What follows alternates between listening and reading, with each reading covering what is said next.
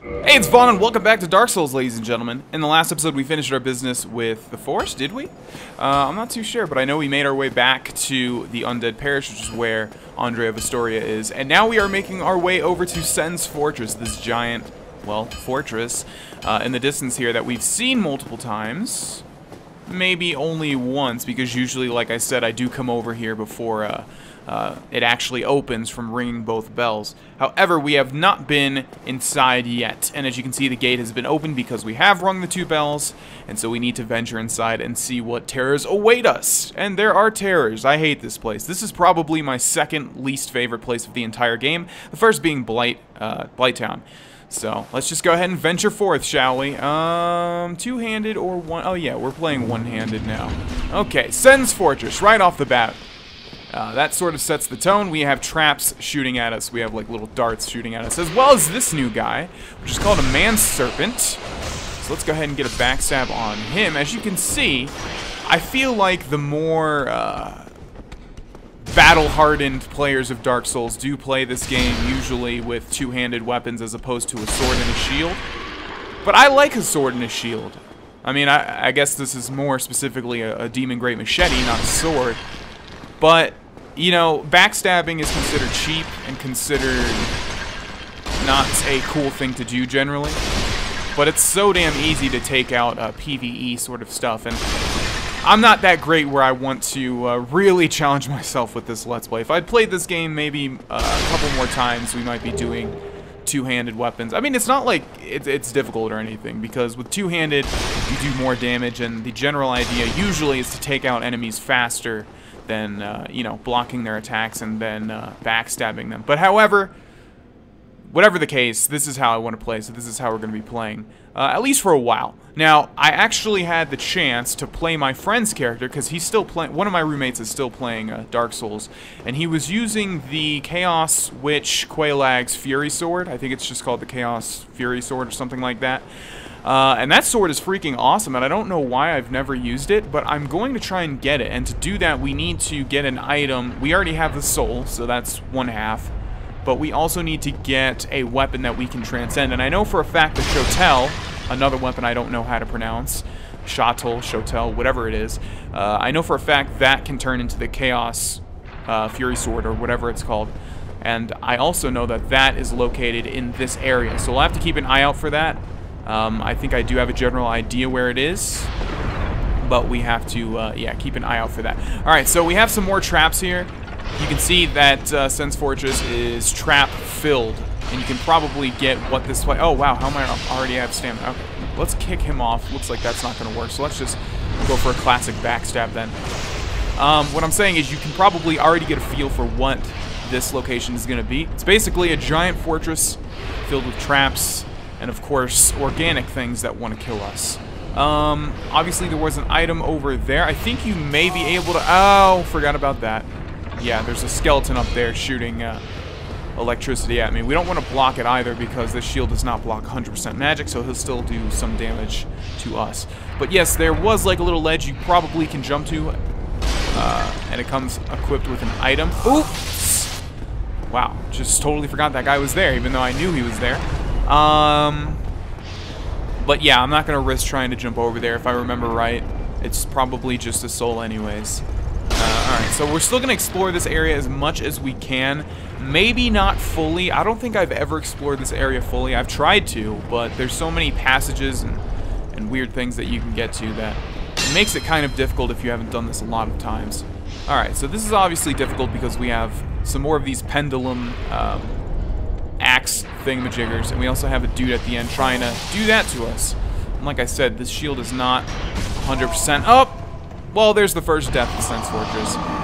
Where we landed, you can actually survive that fall. You can see there's a Titanite demon in the distance there. But you have to have enough health, and we did not.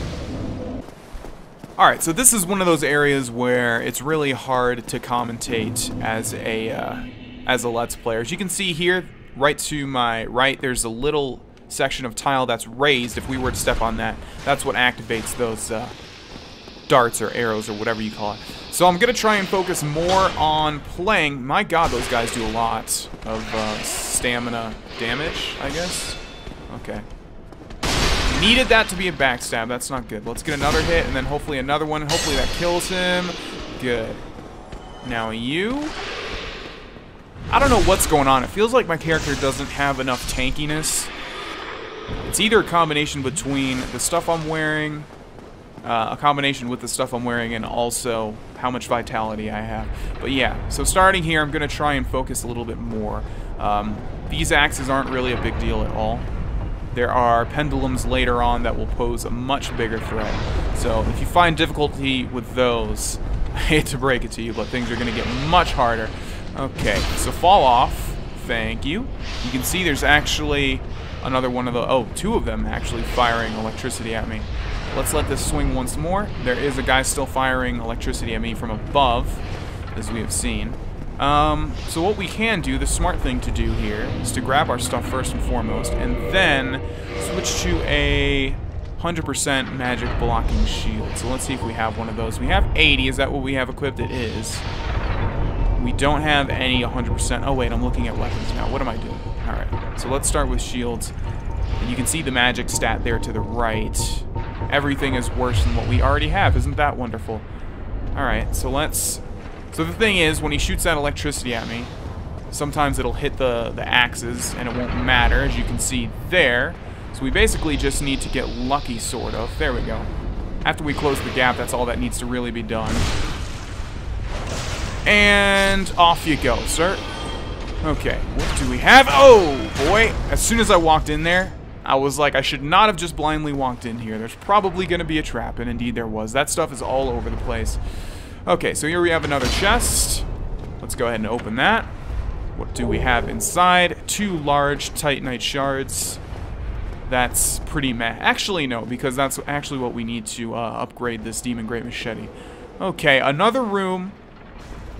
And a dude down there. Should we plunging attack him? It looks like we can walk back up here, so I don't see why not. Someone also died because we just got souls. So let's do this. There we go. That actually didn't do nearly as much damage as I thought. Oh, God, die. Thank you. Let's use an Estus Flask. So there's actually a breakable wall here. It's not an illusory wall. What needs to happen, yes, is a boulder needs to fall from there and ram into that wall, and then we can go through there. Is there anything else in this room, though? This is why I don't like Sen's Fortress, because number 1, it's not fully etched into my memory, and number 2, there's just so many different paths and stuff, as you can see here. Yeah, I remember that happens, though. That guy just got walloped by a boulder. Did he die? No, I thought he didn't die. Okay, come on through here, then. I will lead you to your death. Over here. How you hit me through the wall, that does not make any sense. Come on. I need to get you on a platform where I can sort of circle you, just like this. Thank you, you did an excellent job. Enjoy your death. Okay, so let's see. Yes, the only path that is open to us is this way. But as you probably have seen, there are giant boulders rolling through. And I just need to look if there's any paths down here. There is indeed. Okay, there's definitely some stuff over there. Oh, and that's actually the NPC in the distance there I was referring to many times over that we should have talked to. From what I understand, though, we have not missed out on his side quest just yet. I think you have to start talking to him here for that side quest to progress. So here we have Sigmire. Oh, forgive me. I was absorbed in thought. I am Sigmire of Katarina. Quite honestly, I've run flat up against a wall, or a ball to be precise. I'm afraid I'm a bit stuck of running those things. So here I sit in quite a pickle, weighing my options, so to speak. And that's pretty much why I prefer light characters as opposed to heavy characters in a nutshell. Perhaps I could try some rolling. Ah, no chance. My head is big. Perhaps I could... Okay, so this is interesting. I don't think I've ever talked to Sigmire here because the first time I played through this game I was not aware of any side quests, including Solaire's and this guy's. So maybe we'll be able to complete it this time. I am not sure, but I think we have satisfied the requirement so far by talking to him over here. Okay, so there's nothing else I'm missing out on, right? I don't think so. So this is going to be a little bit more difficult because now we have to run back into that alcove. So let's wait for that boulder. There it goes. I don't think that boulder will flat out kill us, but it will deal a large portion of our HP. There's also an item over there behind that wall, behind these stairs. How are we going to get to it? Oh, boy, I don't think we have enough time. Let's get in here. We do have enough time. Good. There's a fog door over here, but I do want to get that item. In fact, I think this might be what I was referring to earlier. Alright, so let's wait for this boulder to fall. And how are we going to get over there? Let's just drop. Okay, and what do we have here? The Chatel, or the Shotel, or whatever it's called. That's exactly what I wanted. Alright, and plunging attack on this guy. Did not think that was going to work. That's quite alright. That's an extra swing that I wanted to do, but it all worked out in the end. Okay. My roommate was so kind to tell me that that was where the Shotel was. I mean, I have gotten all these items before in separate playthroughs, but obviously I'm not going to remember where every single item is in each subsequent playthrough. There goes a boulder. Here goes our chance. Let's get into this alcove once again. Alcove? Okay. Learning pronunciation with Vana. And let's get back into this one. Now we can go through this fog gate or go through that opening there. I'm not really sure what we want to do. Let's go through this one just because we've gotten to it first. And what do we have in here? Looks like nothing in this immediate room, although there is a little panel here where you can see, I believe, an elevator. Yes, indeed. May have noticed that there's actually some blood on that elevator. This is going to activate a trap. Oh, behind. Oh, Dark Souls. So smart, you know. You think it's going to be ahead, but it's actually behind you. Alright, let's lure this guy in here. Come on. Come on, buddy. You can actually get that sword. It's called a Man-Serpent Greatsword. I think you just have to have these guys drop them, although they haven't so far. I know in Dark Souls you can sort of farm, or Dark Souls 2 you can sort of farm enemies for their weapons. I forget if Dark Souls 1 is like that. I feel like Dark Souls 1 it's more you find everything in a set place. But I know for a fact enemies can still drop stuff. Okay, more boulders. Looks like we can go straight or we can wrap around and go up there. That looks far too lengthy for me to be able to run up there, so I think what we're gonna do is we're gonna follow this boulder around. Okay, that's right. I knew there was an item in the middle there, so what we actually want to do is wait for this next one and then drop down. That's the thing with the boulders, though. If you run into them as they're going, even if they have zero momentum, they'll still deal damage to you, which is not cool and doesn't make sense. But what can you do? Alright, so let's see. We want to fall off to the left here. Oh, damn it. I didn't think we were going to make that. Oh, and that means there's going to be another boulder coming from here. That's not good at all. Yeah, pretty much. I don't want to miss out on that item. But at the same time, I'm not sure if we're going to be able to get back up there. Hopefully we're safe here. That's so close. Too close for comfort. Okay. Let's run down here because that's pretty much our only option at the moment. Looks like we can fall down that hole or we can go this way. I did see a ladder though. So let's just see where that ladder leads. Because I'm not remembering this at all. That looks like it leads to our death. I'm not sure what the point of this ladder is. There was nothing down here, right? There has to be a point. Looks like that boulder just stopped. I'm not sure. Something tells me we're not supposed to be down here, though, so let's just keep moving. Let's go this way and see where this leads now. See, where are we, right? Like, there's no way to know. There is a way to know. I actually do know where we are now. Oh, look, a harmless chest, right? No. Take a look at its chain. You see how it's sort of straight? Whereas all the other chests, the chain has been, like, in a loop? That's because if we were to open this, well, it'd turn into this monster. And we don't want that to happen. So let's kill it quickly. Oh, die! Come on! There we go. That's our first mimic of the game. This does not exist solely in Dark Souls. Mimics are in other high fantasy settings usually. Lightning Spear, there we go. But yeah, mimics.